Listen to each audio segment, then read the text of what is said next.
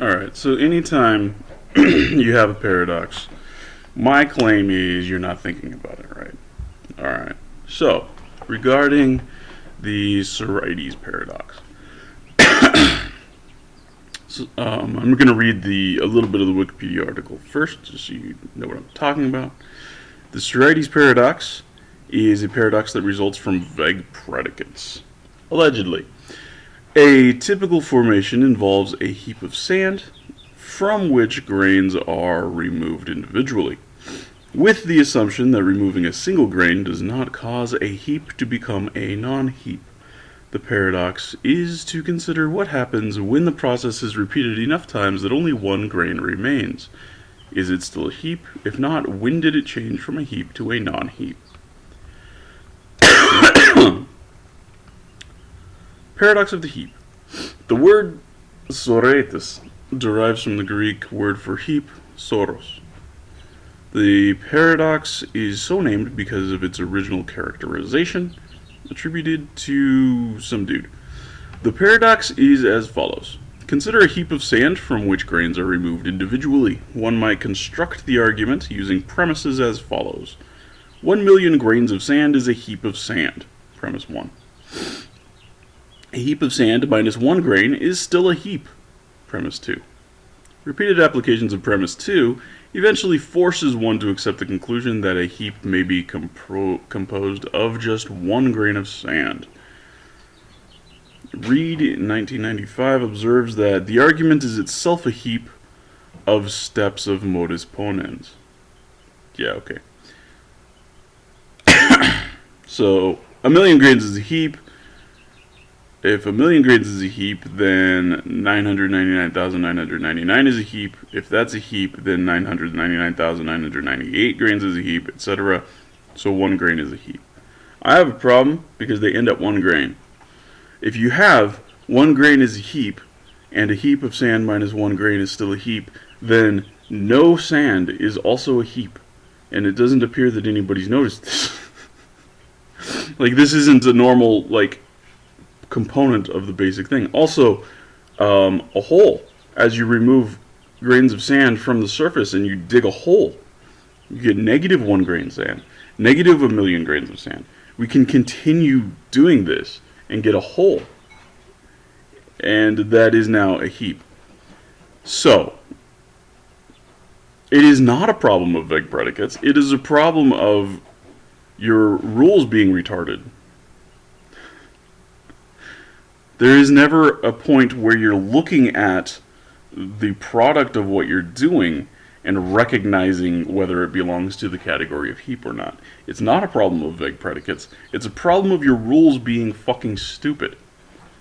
You've defined anything that involves grains of sand, which includes an absence of grains of sand, as a heap.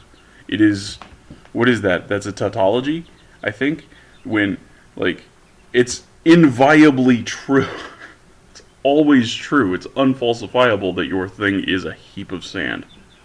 That's fucking ridiculous. This is not a problem of vague predicates. That's a problem of your definitions being stupid as fuck.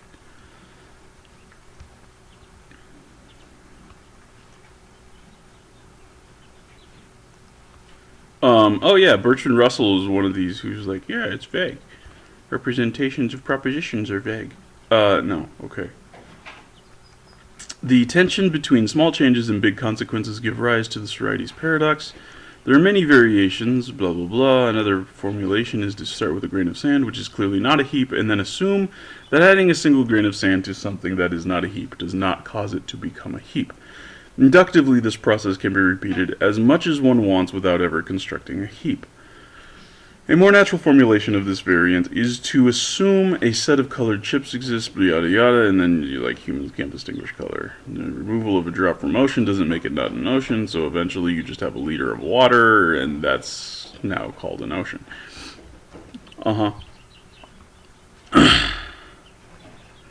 And then proposed resolutions like denying the existence of heaps One may object to the first premise that denying that a million grains of sand makes a heap, but a million is just an arbitrarily large number, and the argument will apply with any number, so the response must deny outright that there are such things as heaps. Peter Unger, a contemporary American philosopher and professor in the Department of Philosophy at New York University, defends this solution. What a retard. No. So, this dude gets paid to do this. And what he does is like, oh, well, with these two premises are definitely real. That's definitely the truthiest thing that we can ever get. So it must be that heaps don't exist. No, watch. This is the minimum number of, say these were grains of sand, or it doesn't matter, they are rocks. We'll make a heap of rocks. This is the minimum number of rocks you can have to make a heap of rocks, right?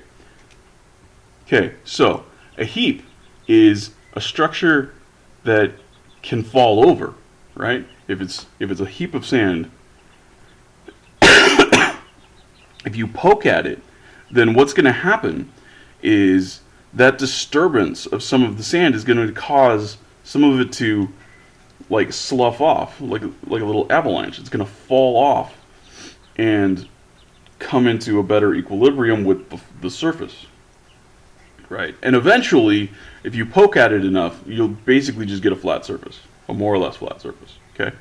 So, I can't get that to collapse into a better equilibrium with the surface, right? 2, I can't, like, okay, I can kind of get it maybe a little bit, but it really doesn't want to. It really doesn't want to. And it only kind of works if one of them is long. If it has this sort of length to it, then I can sort of prop it up like that, but meh. The fact that there's 2 doesn't make or break whether it's a heap or not. And you can maybe get 3, but this is really, really unstable. You know, you can stack 3 rocks on top of each other. But by the time you get a base of 3 and then a 4th one, now that's a heap. I can poke at it a little bit, and it is not going anywhere, right? But we give it a little bit more force, it can definitely fall over still, okay? So I would say 4 is the point at which, if it's structured right, you've got 3 as a base, and then this guy on top, that is now unambiguously a heap because of the structure of it. It's not because I've added rocks, because we can add these, right? We can add these randomly. There's no heap there. That's not a heap, right? This doesn't matter. It doesn't matter that there's 4. It matters how it's structured. It matters how it behaves, right? That's a heap now. And I can poke it and it'll fall over, and now it's not a heap, okay? So, your premises, your rules, are insufficient. Your rules don't work. That's the problem with it. It's not vague predicates. It's that your fucking rules are wrong. And somehow nobody noticed this. Right? Like, your solutions here. Okay. Setting a fixed boundary. A common first response to the paradox is to say that any set of grains that has more than a certain number of grains is a heap. We just showed that no. 4? Well, arguably maybe this is a heap, but it's super unstable. It really doesn't want to do it, and it sort of requires special shapes of grains. So as a general solution, this is not a solution. 2 is not enough. 3, maybe. Like, okay, this is better than 2 for sure, right? 4, unambiguously, you can get a heap with 4. If you have a relatively flat base surface, 4, you can now get a heap for sure every time. And once it's knocked over, once that top one is knocked over, it's not a heap anymore. Okay? So, you cannot set a fixed boundary on this in terms of numbers of grains, in terms of numbers of stones, in terms of whatever, right? That's the wrong way to look at this because your premises are wrong. Right? So a common first response to the paradox is to term any set of grains that are more than a certain number of grains into a heap. No, can't work because 4 The number that definitely works doesn't work randomly. Right? We can't just throw them out randomly and it'll work. That's not a heap. That's not a heap at all. This isn't a heap. That's a heap. Not a heap. Because now these can't fall over. Like, it can't come closer to the ground now. There's nothing that's being elevated. Right? Now it's a heap. Okay.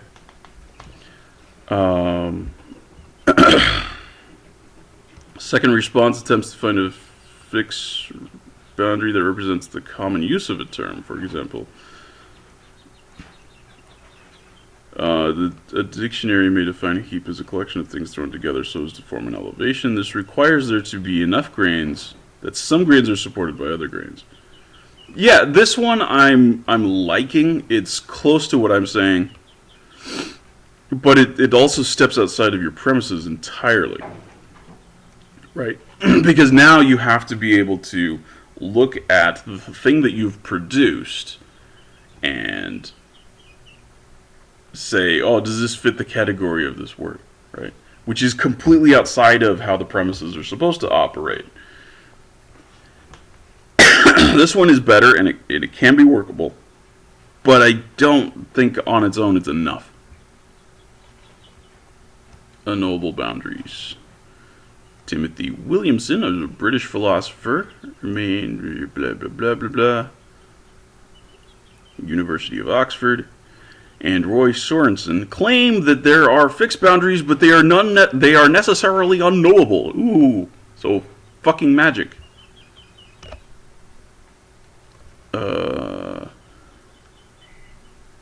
Yeah, there's a whole bunch of stupid shit here. Group consensus. We just ask a bunch of people. Yeah. Well, okay, so is 1 grain a heap of sand? That's stupid. Is 2 grains a heap of sand? That's stupid. Is 3 grains a heap of sand? That's stupid. Is 4 grains a heap of sand? I can lay out 1 trillion grains of sand, and if it's completely, if I have it level on a level surface, so that at any point it's only 1 grain tall, that's not a heap of sand. That's a layer of sand, right? So you need to look at, you can't use just the number. That's the problem. It's not a problem with vagueness. It's a problem that you're not actually addressing what the hell you're talking about. That's a heap. That's a heap right there. Because I can knock it over. But once it's knocked over, it's not a heap.